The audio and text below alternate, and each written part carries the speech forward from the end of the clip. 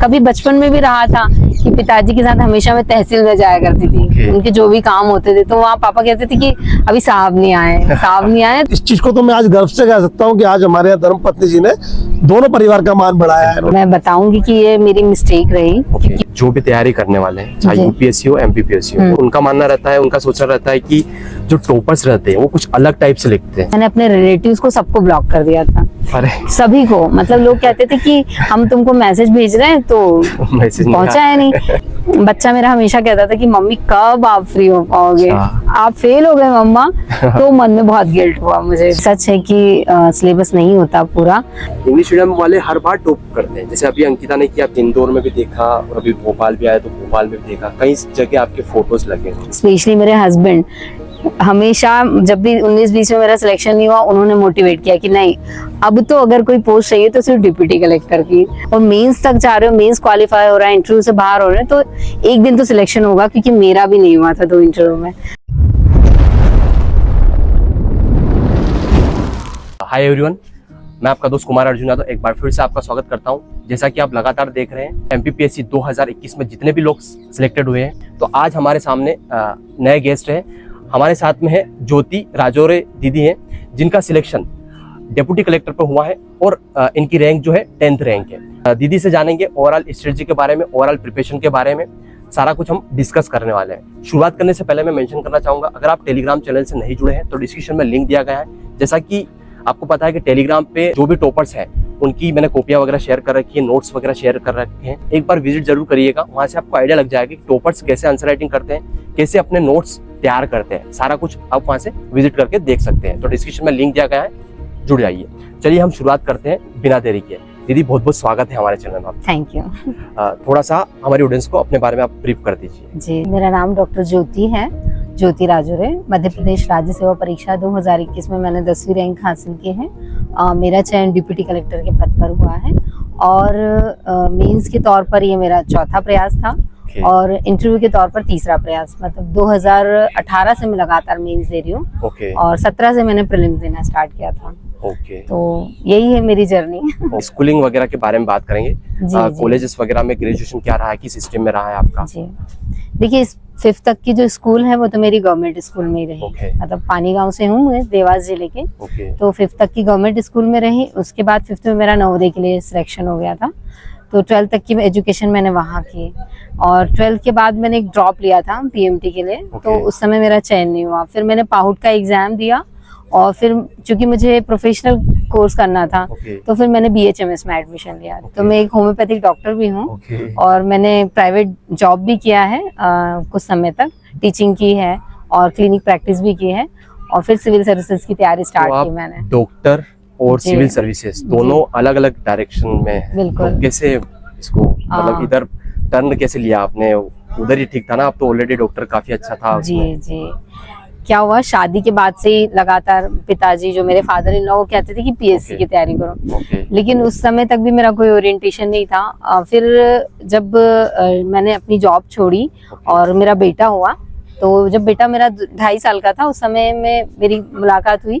हमारे यहाँ ऊपर रेंट पे रहने के लिए बच्चे आई थी, तो उनमें से वो सिविल सर्विसेज में थी, मतलब नायब तहसीलदार थी।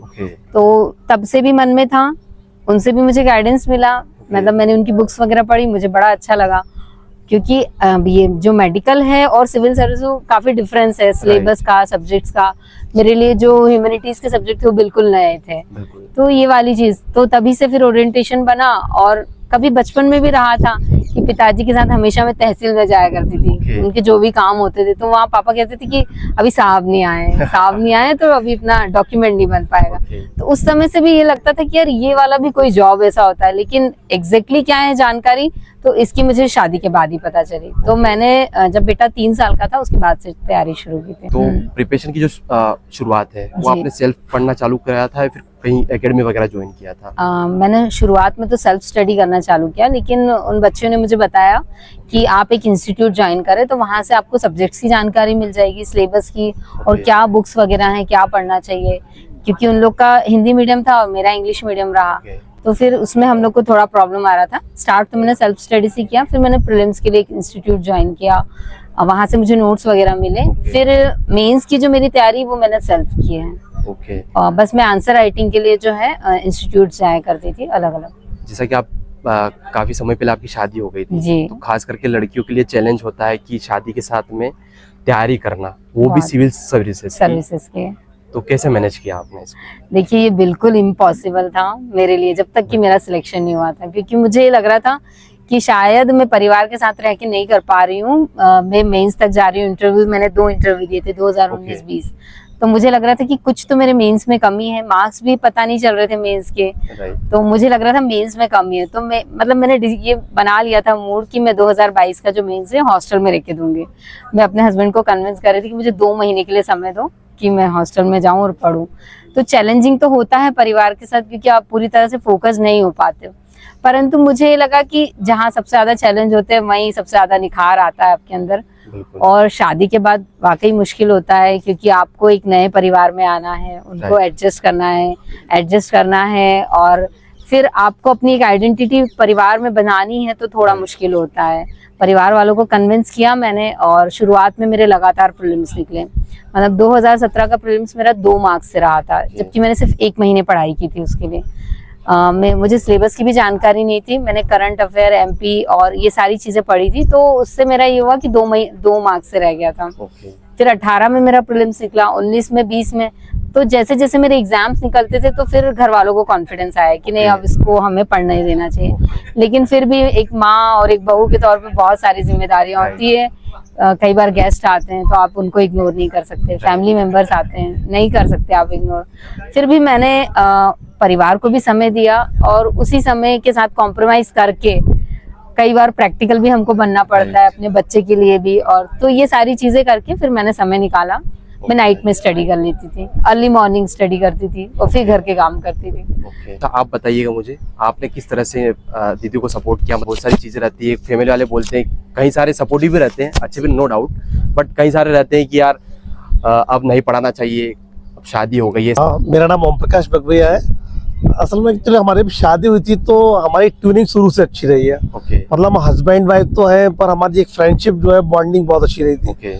तो शुरू से देखिए, मैं एक छोटा सा एग्जांपल देना चाहता हूँ। आप भी एक बंदे, एक हस्बैंड हो या एक भाई हो, कोई भी ये चाहता है कि यार अपना परिवार सिक्योर हो। भाई हस्बैंड भी अगर जॉब कर रहा है तो एंड ऑफ द डे हमारा तो ये मन होता है कि यार हमारी फैमिली कहीं ना कहीं सिक्योर्ड करे। हम पॉलिसीज कराते हैं या कुछ ना कुछ कराते हैं। अगर हम इन्हीं को पढ़ा के आगे बढ़ा दें तो वो बहुत ही अच्छा तरीका हो जाएगा यार। एक तो क्या होगी कि फाइनेंशियल तो ये स्ट्रांग होंगी, अपने पैरों पे खड़ी होंगी।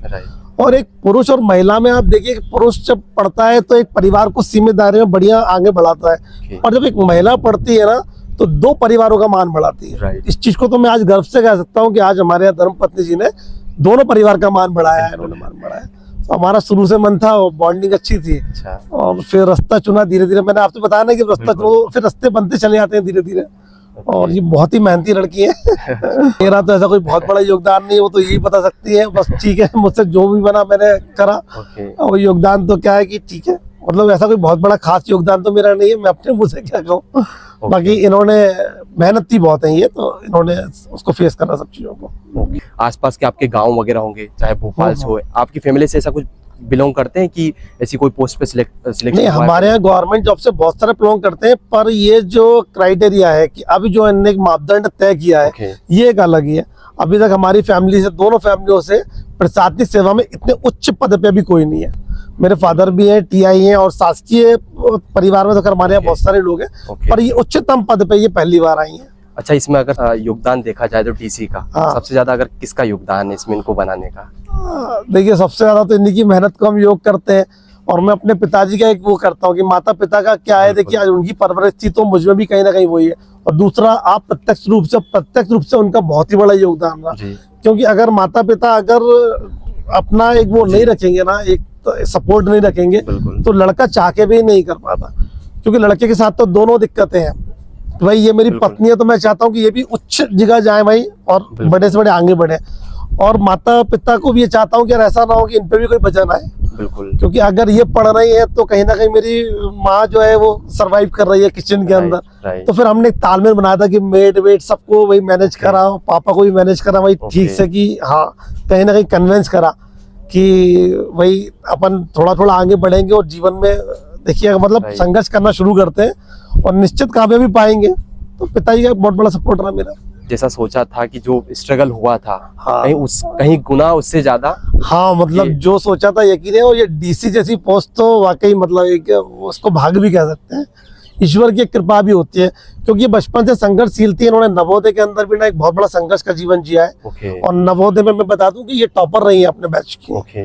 अच्छा। तो कहीं ना कहीं वो संघर्ष भी परमात्मा ने देखा है, और आज जो है ना जो पद है वो आपके सामने सब कुछ है। बिल्कुल। आपने प्रिपरेशन स्टार्ट किया था तो प्रीलिम्स से किया था कि मेंस से स्टार्ट किया था पढ़ना? हाँ, मैं बताऊंगी कि ये मेरी मिस्टेक रही, क्योंकि मैंने पहले प्रीलिम्स को इम्पोर्टेंस दिया। मेरे पास सिलेबस नहीं था, मैंने इंस्टीट्यूट भी ज्वाइन नहीं किया था उस समय तक। तो मैं शुरुआत में एमपी जीके पढ़ रही थी। फिर मुझे लगा कि नहीं, पहले तो मुझे प्री निकालना है, उसके बाद अगर प्री निकलेगा तो मैं मेंस में जाऊंगी। तो प्री निकाला मैंने।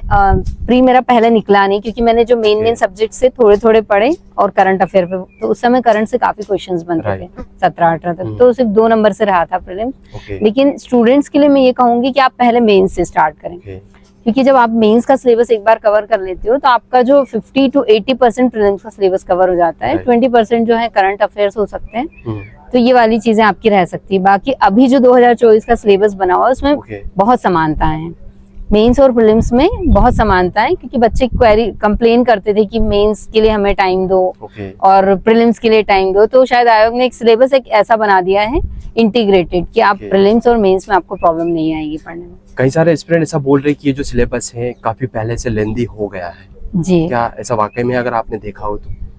हाँ, एक नजर को हम देखते हैं तो लगता है कि बहुत छोटी चीज है, लेकिन सिलेबस जो पहले सिलेबस था उसका 50% से ज्यादा ही, मतलब काफी सिलेबस हो गया। 50% कर दिया उन्होंने सीमित पुराने सिलेबस को। सिलेबस ज्यादा है परंतु क्वेश्चंस तो उतने ही आने हैं, है ना। और जो बच्चे पढ़ रहे होते हैं उन्हें एक पता होता है कि मतलब एक माइंड सेट रहता है, जिसने 2 से 3 बार मेंस दिया उसको पता होता है कि कहाँ से प्रश्न बनना है। जैसे आज अगर मैं सिलेबस उठा लूं तो मैं क्वेश्चंस बना लूंगी अपने, क्योंकि मैंने यही किया है। मैंने सिलेबस उठाया है, उसको पढ़ा है और मैं क्वेश्चंस फ्रेम कर लेती थी।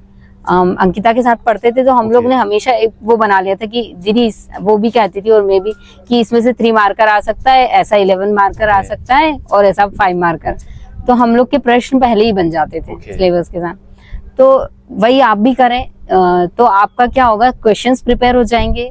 और जरूरी नहीं है कि 100% सिलेबस कवर हो। कई चीजें आप नहीं करते, 100% नहीं होता कभी सिलेबस कवर। हमारा भी नहीं हुआ था। इनफैक्ट 2021 के मेंस तक मैंने इकोनॉमिक्स में छोड़ कर गई थी, मैंने नहीं पढ़ी थी।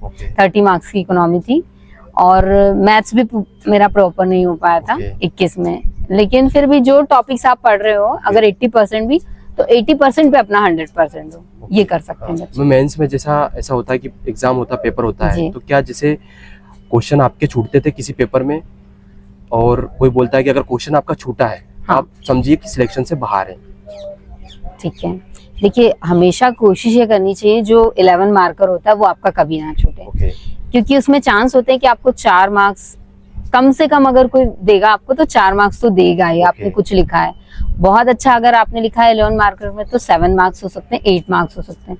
तो 11 मार्कर तो कभी ना छोड़ें, क्योंकि मैंने ऐसा देखा है, मेरे कुछ फ्रेंड्स हैं जिनके 2 से 3 11 मार्कर छूटे हैं 2022 के एग्जाम में, तो उनका सिलेक्शन नहीं हुआ है। वो लगातार सिलेक्शन ले रहे थे 19, 20, 21 तक मेंस में, लेकिन मेंस क्वालिफाई नहीं हुआ। तो कोशिश ये करनी चाहिए आपको, अगर नहीं बन रहा है तो आप 3 मार्कर्स छूट जाते हैं। कई बार हमें नहीं रहती टर्म ऑन द स्पॉट, या फिर उन्होंने एक फैक्ट ही पूछ लिया, नहीं होता है, तो ये वाली चीजें हम कर सकते हैं। हाँ, गलत हमें नहीं लिखना है कभी भी।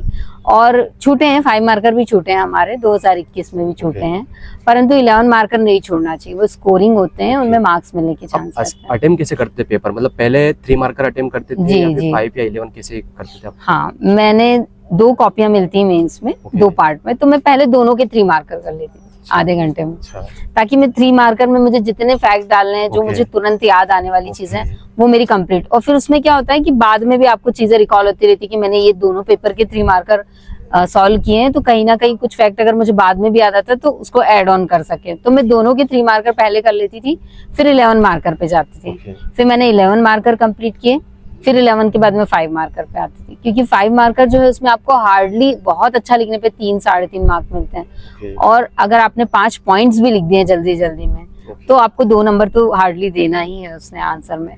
तो मेरा ये रहता था प्रयास कि 11 मार्कर ज्यादा स्कोरिंग होते हैं, उनमें ज्यादा अच्छा हम लिख सकते हैं पहले, तो 11 मार्कर पहले का। Okay, जो भी तैयारी करने वाले हैं, चाहे जी। यूपीएससी हो एमपीपीएससी हो, उनका मानना रहता है, उनका सोचना रहता है कि जो टॉपर्स रहते हैं वो कुछ अलग टाइप से लिखते हैं। देखिए, मैं और मेरे हस्बैंड हमेशा चर्चा करते थे, तो मुझसे कहते थे कि यार टॉप कैसे करते हैं, तो Okay. मैं उनको कहती थी कि यार ये सिविल सर्विसेज का एग्जाम है, हर व्यक्ति को डर लगता है। Right. आप ये कहोगे टॉपर को भी ये नहीं पता होता है एक दिन पहले तक कि वो अगले दिन टॉप करने वाला होता है। Okay, तो ये आपकी आंसर राइटिंग, आपकी मेहनत होती है, और जितना ज्यादा आप टेस्ट देंगे, जब हम लोग टेस्ट सीरीज देते हैं ना, तो वहाँ रैंकिंग आती थी हम लोग की, तो उससे भी आपका एक कॉन्फिडेंस बिल्डअप होता है। तो वही चीज है, जितना ज्यादा इनोवेशन अपने आंसर में करोगे, तो ऐसा होता है कि आपको खुद ही कॉन्फिडेंस आने लगता है मेंस के आंसर राइटिंग में। Okay. आप कुछ टेस्ट दोगे, कॉपीज आपकी चेक होके आती हैं, क्योंकि अभी इंस्टीट्यूट अच्छे हो गए हैं, मेंस आंसर राइटिंग काफी पहले से स्कोप बढ़ा है, तो स्टूडेंट को खुद अंदाज हो जाता है कि मैं अच्छा लिख रहा हूँ और मेरे चांसेस हैं। Okay. और पेपर कंप्लीट तो करना ही है, Right. ये तो है। आपने बताया था कि ग्रुप स्टडी जो रहती है हाँ वो काफी फायदेमंद रहती है। जी, जी। क्या ऐसा वाकई में हुआ है आपके साथ? जी बिल्कुल। 2018 जिसमें मेरा मेंस जो है 20 मार्क्स से रह गया था। Okay. तब तक मेरे पास फ्रेंड्स भी नहीं थे, किताबें भी नहीं थी ज्यादा। Okay. हाँ, मैंने एक इंस्टीट्यूट के नोट्स से ही पढ़ा था। Okay. स्टैंडर्ड बुक्स भी नहीं थी, इनफैक्ट मेरे पास एम लक्ष्मीकांत भी नहीं थी 2018 तक। Okay. फिर 19 में भी मैंने घर पे पढ़ाई की, क्योंकि कोविड का दौर रहा, और 20 का भी मेरे घर पे रहा। तो ग्रुप स्टडी मेरी स्टार्ट हुई थी 19 के इंटरव्यू में, फ्रेंड्स लोगों से मुलाकात हुई थी। Okay. उसके बाद 19-20 के मेंस हुए, तो तभी से ग्रुप बन गया था। और 21 की तो तैयारी अंकिता के साथ हुई है, Okay. तो हम लोग दोनों ही साथ में पढ़ते थे। तो ग्रुप का तो बहुत इंपॉर्टेंस होता है। इंटरव्यू में हम लोग फुल टाइम डिस्कशन चलता था हम लोग का। Okay. रात को 9 से कभी 11 बज रहा है, 12 बज रहा है, 1 बज रहा है, तो हम लोग कॉन्फ्रेंस कॉल पे रहते, गूगल मीट करते थे सब Okay. लोग। Okay. उसमें क्या होता है, ग्रुप स्टडी में आपको व्यूज मिलते हैं, Right. और हम मेंस के टॉपिक भी डिस्कस करते थे, तो हम लोग को मेंस में भी ज्यादा प्रॉब्लम नहीं आती थी। तो ये वाली चीज है कि ग्रुप स्टडी में आपको मल्टीपल व्यूज मिलते हैं, Okay. और बहुत ज्यादा पढ़ने की जरूरत नहीं पड़ती Okay. फिर। स्टैंडर्ड बुक का आपने बताया, तो स्टैंडर्ड बुक में क्या क्या फॉलो किया था आपने सब्जेक्ट वाइज जी मेंस के लिए? देखिए, पॉलिटी के लिए तो एम लक्ष्मीकांत है ही आपकी, और ज्योग्राफी के लिए बर्नवाल की बुक मैंने पढ़ी, Okay. और इंटरनेट से मैंने सर्फिंग की थी, जैसे PMFIS है उसके साइट से मैंने पढ़ा ज्योग्राफी को। Okay. और स्टैंडर्ड बुक में आप हिस्ट्री के लिए ले सकते हैं, जैसे बिपिन चंद्रा वगैरह की बुक हैं, बच्चों को पढ़ना चाहिए। स्पेक्ट्रम भी पढ़ना चाहिए, क्योंकि आजकल प्रीलिम्स जो है उसमें क्वेश्चन ऐसे आ रहे हैं। मेरे पास इतना समय नहीं था कि मैं स्पेक्ट्रम Okay. पढूं, क्योंकि समय कम मिलता था, तो मैं कोशिश करती थी कि जो भी नोट्स हैं उन्हीं से नोट्स बना के उनको बार बार रिवाइज करती थी। Okay. तो मैंने हिस्ट्री के लिए तो मैंने कोई स्टैंडर्ड ऐसी बुक नहीं ली। तमिलनाडु पब्लिकेशन की मेरे पास जरूर बुक्स थी, Okay. मैंने ऑनलाइन बुलवाई थी, तो हिस्ट्री मैंने उनसे पढ़ी, उसमें अच्छा, बहुत अच्छे से दिया हुआ है। NCERT वगैरह भी पढ़ा था आपने? हाँ, NCERTs पढ़ी थी मैंने, जैसे कि डिजास्टर मैनेजमेंट है, Okay. और GPS GIS है, तो ये वाली चीजें मैंने NCERT अच्छा, से तो पढ़ा किसी को था। पढ़ना चाहिए या नहीं? हाँ, बिल्कुल पढ़ना चाहिए NCERT, उससे आपके कॉन्सेप्ट्स क्लियर हो जाते हैं। Okay. हाँ इंटरव्यू की बात करें तो आपने मेंस की बताया था, आपने 5 मेंस लिखे, राइट? जी जी 5 मेंस और 3 इंटरव्यू। हाँ इतना लंबा दौर रहा है, बिल्कुल। कैसे क्या मैनेज किया इसको? हाँ। लेट सफलता मिली आपको, राइट? वही क्या हुआ, मेरी जो जर्नी है वो ब्रेक लगते रहे इसमें। ओके मैंने जब 18 का 17 का प्रीलिम्स दिया, जब क्वालिफाई नहीं हो तो तैयारी छोड़ दी। ओके फिर पता चला कि 18 का प्रीलिम्स आने वाला है, तो 1 महीने पहले पढ़ना चालू किया, प्रीलिम्स निकला। ओके फिर मेंस दिया, फिर मेंस क्वालिफाई नहीं हुआ तो फिर तैयारी छोड़ दी ओके कि अब मेंस क्वालिफाई नहीं हुआ। गैप भी काफी हो गया था हाँ। 19 और 18 के Right. एग्जाम में। हाँ, फिर 19 का प्रीलिम्स आया, तब मैंने फॉर्म भरा। 19 के प्रीलिम्स के पहले स्टार्ट की थी पढ़ाई। फिर 19 का ऐसा रहा कि कोरोना हुआ, तो उस दौरान मेरे घर में काफी प्रॉब्लम्स आ गई थी। मेरी Right. मदर इन लॉ को कोविड हो गया था, मेरे भैया को कोविड हो गया था, तो सभी लोग भोपाल में ट्रीटमेंट वगैरह। ओके तो घर में मैनेज करना, बच्चे को मैनेज करना, उस समय मेड वगैरह भी नहीं आती थी बिल्कुल। Okay. तो पूरा टाइम मुझे घर में ही हो जाता था। कोविड में मैं नहीं पढ़ पाई, फिर भी मैंने 2019 का मेंस दिया। उस दौरान उसी बीच में मेरी मदर की डेथ हो गई थी, मम्मी काफी Okay. बीमार, तो उसका भी इम्पैक्ट रहा। लेकिन मेरा मेंस क्वालिफाई हुआ, इंटरव्यू दिया, और 21-22 फिर ये रहा, मेरे को एक कंटिन्यूटी आ गई। जैसे एग्जाम्स कंटिन्यू होने लगे तो Okay. मेरे अंदर भी कंटिन्यूटी आई, क्योंकि उससे फिर मैंने घर वालों को भी बताना, मतलब एक इम्पोर्टेंस बताई कि नहीं अब लगातार एग्जाम है तो मुझे टाइम देना पड़ेगा। Okay. अब तक तो एग्जाम हो नहीं रहे थे कंटिन्यू, आप परिवार में रहते हो तो आपको बहुत सारी चीजों पे समय देना पड़ता है, तो कंटिन्यूटी मेरी इसलिए नहीं हो पा रही थी।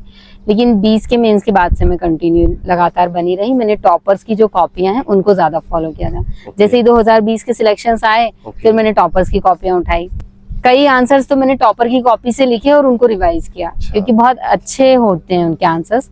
आप बहुत सारी चीजें सीखते हो, तो उन पे भी आप जा सकते हो। ओके, इंटरव्यू के कैसे क्या एक्सपीरियंस रहते हैं, क्योंकि आपने 3 इंटरव्यू जी जी, तीनों बार कैसा क्या एक्सपीरियंस था? इंटरव्यू मैंने 3 दिए हैं और एक इंटरव्यू मैंने BHMS के लिए भी दिया था, Okay. मेडिकल ऑफिसर का। Okay. हाँ, तो इंटरव्यू एक इंटीग्रेटेड चीज होती है, मतलब उसमें आप एक दिन की तैयारी नहीं होती, वो Right. आपकी लगातार, क्योंकि इंटरव्यू के लिए सबसे मेन होता है कि आपका जो डिटेल्ड एप्लीकेशन फॉर्म है उसकी बारीकियों को पढ़ना। Right. आपका जो ग्रेजुएशन है वो आपका बहुत अच्छा होना चाहिए, क्योंकि मैंने हमेशा ये तीनों चारों इंटरव्यू में देखा है अपने कि ग्रेजुएशन से हमेशा क्वेश्चंस रहते हैं, आपके होम डिस्ट्रिक्ट से रहेंगे क्वेश्चंस। हाँ, और मेंस का पूरा सिलेबस आप पढ़ के जाएं, क्योंकि क्या होता है बच्चों को लगता है कि मुझसे तो आज इकोनॉमिक्स पूछ लिया, तो उन्हें पता है कि आपने मेंस में इकोनॉमिक्स पढ़ा है, और जब हम मेंस इतना पढ़ के आए तो हमें उसको रिवीजन करके जाना चाहिए। तो तीसरा जो मेरा इंटरव्यू था 2021 का, उसमें मैंने अपना ग्रेजुएशन अच्छे से पढ़ लिया था, क्योंकि उसके पहले ही मैंने PHMS का इंटरव्यू दिया था, तो मेरा ग्रेजुएशन अच्छे से कवर हो गया था। फिर मैंने मेंस का सिलेबस जो हमने ग्रुप स्टडी की, तो उससे हमारे मेंस की मेन टॉपिक्स हमने पढ़ लिए थे, और मेरी हॉबीज वगैरह इनसे तो मैं हर 3-4 इंटरव्यू में पढ़ती आ ही रही थी, तो एक कॉन्फिडेंस था 21 वाले इंटरव्यू में मुझे शुरू से ही। ओके, सोशल मीडिया के बारे में बात करना चाहूंगा मैं। जैसे आपने बताया इंटरनेट का यूज किया था, हाँ। तो आपने कैसे यूज किया था उसका, क्योंकि सभी टॉपर्स बताते ही हैं कि मैंने इंटरनेट का यूज किया, जी, बट जी। किसी को अगर जैसे मान लीजिए मुझे इंटरनेट का यूज करना है, तो कैसे अपने नोट्स में उसका यूज करें? देखिए, इंटरनेट पे आप ऑथेंटिक जो साइट्स होती है ना, जैसे PIB की साइट, Okay. उससे आप डाटा निकालिए, और विमेन चाइल्ड डेवलपमेंट जो महिला बाल विकास की जो साइट होती है, गवर्नमेंट ऑफिशियल साइट्स हैं, वहां से आप डाटा निकालें। WHO है, WTO है, इनसे प्रश्न बनते हैं, तो उनकी साइट्स पे जाइए, आपको हमेशा एक स्टैंडर्ड पॉइंट्स मिलते हैं, तो उन्हीं को अगर आप पढ़ के उस तरह से सोर्स निकालेंगे, और जो ऑथेंटिक साइट्स जैसे मैंने बताया PMFIS, उसमें आपको बहुत अच्छे से ज्योग्राफी के नोट्स मिल जाते हैं, तो वहां से। और जब भी हम कोई भी टॉपिक अगर हमें सर्च करना है, जैसे हमारा इंग्लिश मीडियम था, तो हमको कंटेंट बहुत ज्यादा मिलता नहीं था मार्केट में, तो हम लोग कोई भी टॉपिक सर्च करते थे, उस पर UPSC डाल देते, ओके, तो जो आंसर फ्रेमिंग थी ना, वो हमको तुरंत बहुत अच्छे पॉइंट्स मिल जाते थे। ओके, तो कम समय में बहुत अच्छा कंटेंट आपको चाहिए, तो यही ऑथेंटिक सोर्सेस हैं, वहां से करते हो आप। और सोशल मीडिया का ऐसा है कि टेलीग्राम वगैरह है, वहां पर भी नोट्स रहते हैं, और आजकल तो बहुत अच्छे नोट्स मिलने लगे टेलीग्राम पे, आपको कुछ भी मेहनत करने की जरूरत नहीं। जैसा आपने भी बताया कि आप भी प्रॉपर मतलब दे रहे हैं बच्चों को, तो उसका फायदा लेना चाहिए। और उसका एक बेनिफिट ये है कि कहीं दूर बैठा कोई बच्चा है, तो वो भी इसका फायदा ले सकता है। मैंने कुछ टाइम पहले अभी जो प्री था ये 2024 वाला, 24 में कई सारे स्टूडेंट ऐसे थे जो ना तो भोपाल आ सकते थे, ना इंदौर जा सकते थे, तो उनके लिए क्या करा कि 2-4 जो नामी संस्थान है जिनकी टेस्ट सीरीज अच्छी है, तो उनकी क्या करा मैंने कि PDF डाल दिए थे वहां से, तो काफी सारे स्टूडेंट वहां से लगा रहे थे। वो बोल रहे थे कि हमारी प्रैक्टिस मतलब काफी अच्छे से हो रही है, ताकि हमको भी मतलब कोई ले नहीं सकता, कोई किसकी फाइनेंल इशू है, बहुत सारी चीजें रहती है। देखिए, तो वहां से ये अच्छी चीज है, काफी अच्छी। क्या हुआ, मैंने 2018 तक बहुत प्रीलिम्स के टेस्ट दिए।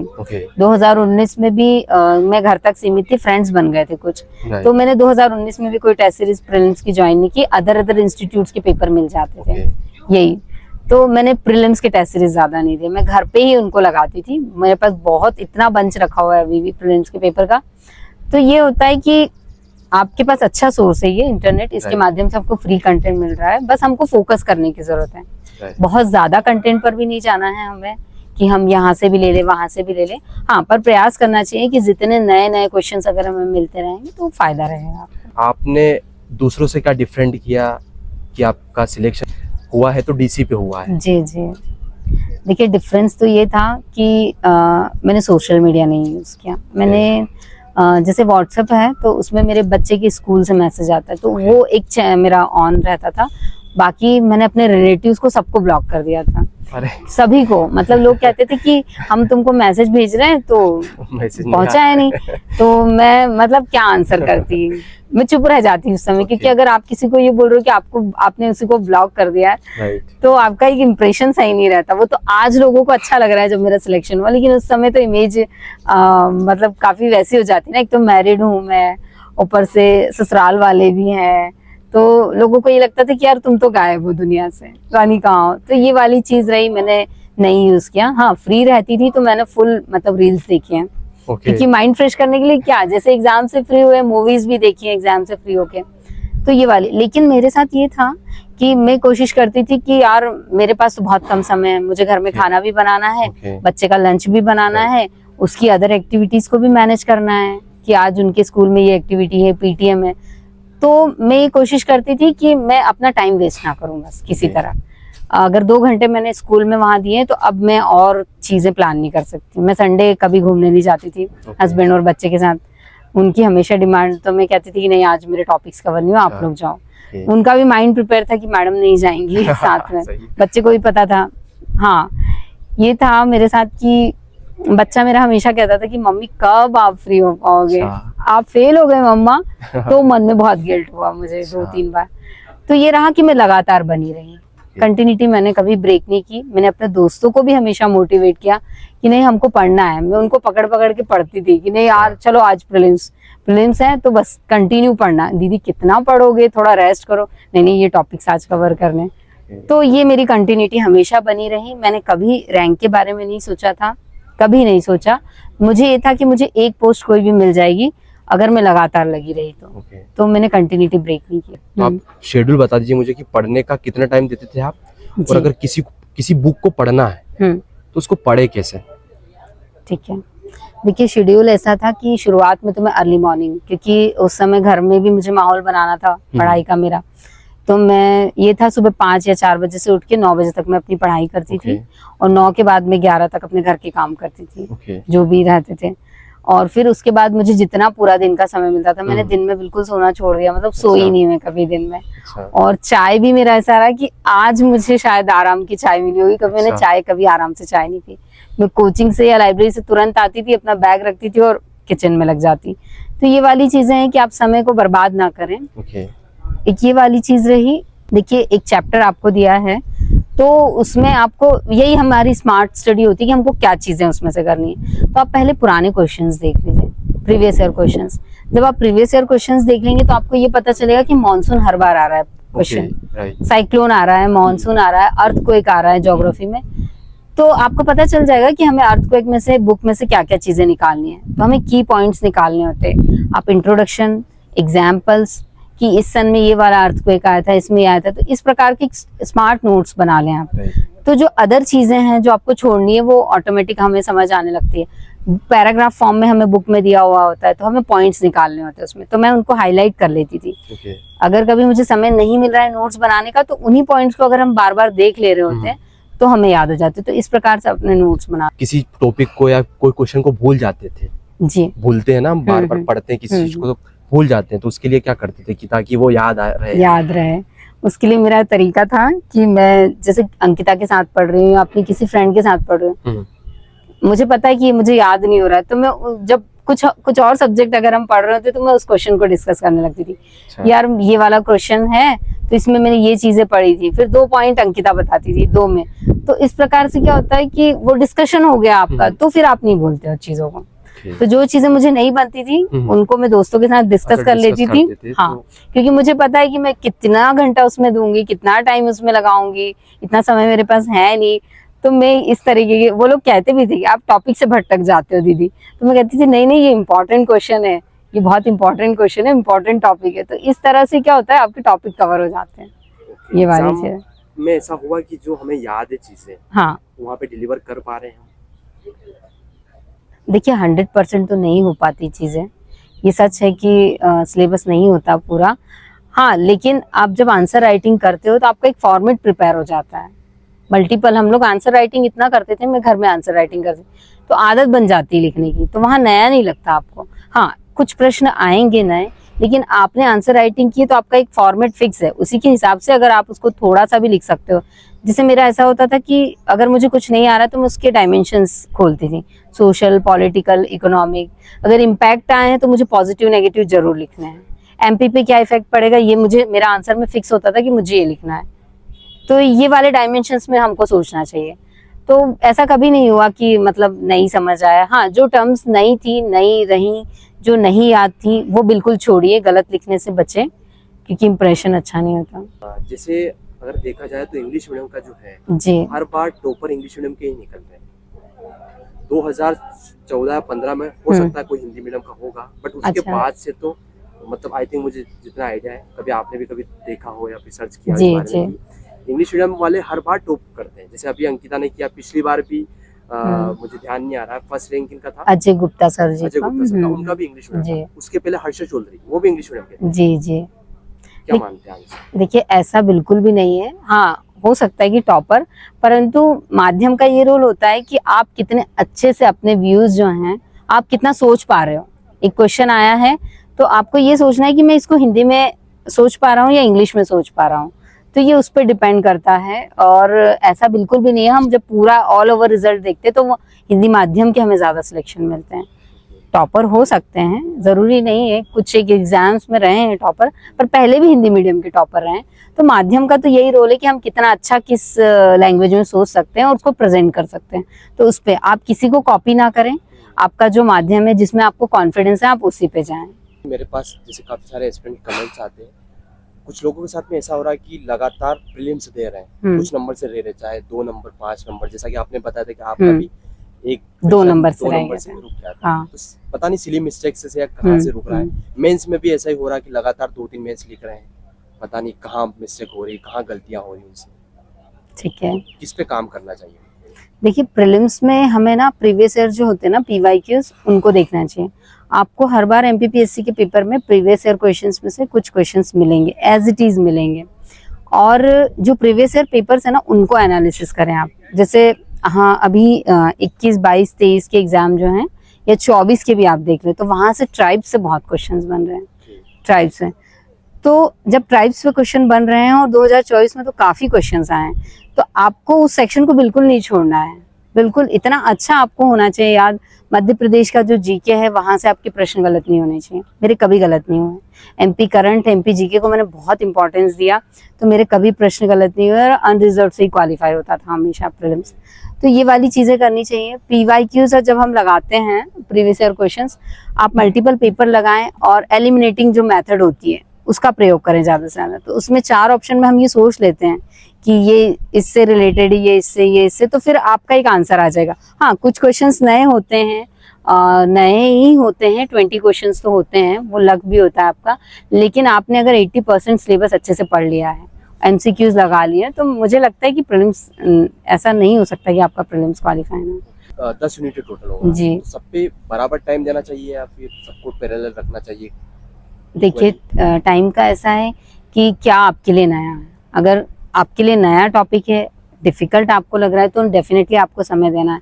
हाँ जो सब्जेक्ट्स आपके अच्छे हैं उनको आप लाइटली कुछ समय दे सकते हो, लेकिन पहले हमें प्रयास यही करना चाहिए कि जो टॉपिक्स टफ हैं, जो हमसे नहीं बन रहे हैं, उनको हम पहले अच्छे से कवर करें, फिर मल्टीपल रिविजन्स करें। हाँ एक ही चीज को हम बार बार नहीं पढ़ना चाहिए हमें। कई बार ऐसा होता है कि हम सेम टॉपिक को 10 बार पढ़ रहे हैं, उसी के MCQs लगा रहे, जो आपको याद हो गई चीजें उस पर ज्यादा समय ना दें, आप अन्य चीजों पे समय दें। जो नया है, जो बन सकता है प्रश्न, उससे सबसे ज्यादा एनालिसिस में प्रीवियस ईयर क्वेश्चंस का करती थी। सॉइल से हमेशा क्वेश्चन आ रहे हैं, MP की सॉइल और इंडियन सॉइल, और इस बार भी आए हैं। तो जब हम लोग प्रीलिम्स देते तो हमको समझ आ जाता है। यही है कि जहाँ से प्रश्न बन रहे हैं उन टॉपिक को आपको छोड़ना बिल्कुल भी नहीं, टॉपिक को पूरी तरह से आपको कवर करना है। है। हाँ अगर मेंस के लिए बात करें तो मेंस के लिए आंसर राइटिंग सबसे ज्यादा इम्पोर्टेंट है। पेपर को कंप्लीट करने का प्रयास करें। शुरुआत में नहीं होता, लेकिन जैसे जैसे लगातार लिखते जाते हैं, मेंस आंसर राइटिंग का एक डर होता है, मेरे अंदर भी बहुत था, 2020 तक भी था। फिर जब मैंने 21 के मेंस की टेस्ट सीरीज दी है घर पे आंसर राइटिंग की, तब मेरा वो डर खत्म हुआ। तो आप डे 1 से आंसर राइटिंग स्टार्ट कर दें। जहां आज आपने PSC के लिए सोचा है, तो आप सबसे पहले प्रीवियस ईयर का क्वेश्चन उठाएं कोई, और उसका आंसर फ्रेम करके देखें, तो इससे कॉन्फिडेंस रहता है हमेशा। अगर प्री और मेंस और इंटरव्यू तीनों चीजें, आप किसको ज्यादा मतलब कौन सा इजी लगता है आपको? कौन सा तीनों में से क्या इजी लगता है आपको? इजी तो कुछ नहीं है सिविल सर्विस से, लेकिन मुझे प्रीलिम्स में कभी डर नहीं लगता था कि मुझे ये करना ज्यादा अच्छा लगता है। हाँ मुझे प्रीलिम्स में कभी डर नहीं लगा। मुझे हमेशा कॉन्फिडेंस रहता था कि मेरे अनरिजर्व से ही प्रीलिम्स निकलेगा, ये वाली। तो प्रीलिम्स में बहुत अच्छा था, क्योंकि इतने प्रीलिम्स दे दिए थे तो पता था कि किस सेक्शन से क्वेश्चन आने हैं। ये जैसे मैं एकेडमिक की बात करूं, जैसे इंदौर में भी देखा और अभी भोपाल भी आया तो भोपाल में भी देखा, कई जगह आपके फोटोज लगे हुए हैं। अच्छा, इस पे क्या व्यू है आपका? क्योंकि इससे मेरा मानना ऐसा है कि जो बिगनर है वो फोटो देख के ही कोचिंग ज्वाइन करते हैं। जी देखिए, ये एक कमर्शियलाइजेशन तो हो ही गया है, आप भी देख रहे हैं, परंतु बच्चों के लिए ये है कि जितना आप खुद को पहचानेंगे, आपको जो इंस्टीट्यूट्स हैं वो गाइड कर सकते हैं। हाँ, हम लोग की फोटोज इसलिए कि हमने कहीं मॉक इंटरव्यू दिए हैं, कभी 2020 में किसी इंस्टीट्यूट में मॉक इंटरव्यू दिया था, कहीं टेस्ट सीरीज दी थी, लेकिन पूरी तरह से एक इंस्टीट्यूट मैंने कोई ज्वाइन नहीं किया था। मैंने सिर्फ प्रीलिम्स के लिए तैयारी की थी एक इंस्टीट्यूट से, उसके बाद मैंने सेल्फ स्टडी ही की। कर सकते हो आप इंस्टीट्यूट ज्वाइन, हर इंस्टीट्यूट मतलब अच्छे, सारे इंस्टीट्यूट अच्छे हैं, एक ही इंस्टीट्यूट को पकड़ के लगे रहें और टेस्ट सीरीज अलग अलग इंस्टीट्यूट में दे सकते हो आप। पर हाँ, सेल्फ स्टडी भी कर सकते हो आप। सेल्फ स्टडी जैसे मैंने सेल्फ स्टडी की, बाद में मेंस के टेस्ट देने सिर्फ मैं जाती थी, तो ये वाली चीजें भी आप कर सकते हो। जैसे आपने शादी के बाद हाँ डीसी बन के दिखाया, जी जी, तो उन लोगों के लिए क्या कहना चाहेंगे जो आप ही की तरह तैयारी करना चाहते हैं, हाँ, जिनको बिल्कुल। फाइनेंशियल इशू है, हाँ। चाहे कोई मैरिड वुमेन है?